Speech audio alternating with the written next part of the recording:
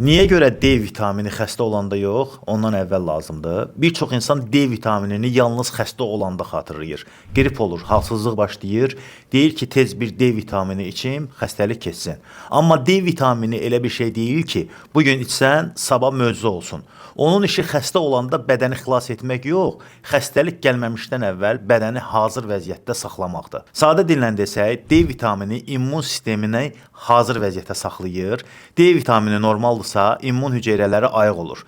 Virusla rastlaşanda tez reaksiya verir. Amma D vitamini aşağıdırsa, immunitet gec oyanır və xəstəlik sizi yaxalayır. Üstəlik, məsələ təkcə immunitet də deyil. D vitamini az olanda bədənin bərpa sistemi də zəifləyir, yuxu keyfiyyəti düşür, stressə dözümlülük azalır. Hətta digər vitamin və minerallar belə bədəndə tam işləyə bilmir. Yəni sən vitamin içirsən, amma D vitamini aşağıdırsa, digər vitaminlərin də təsirini tam əldə edə bilmirsən. Ona görə də D vitamini xəstəlik zamanı yox, xəstəlikdən əvvəl lazımdır.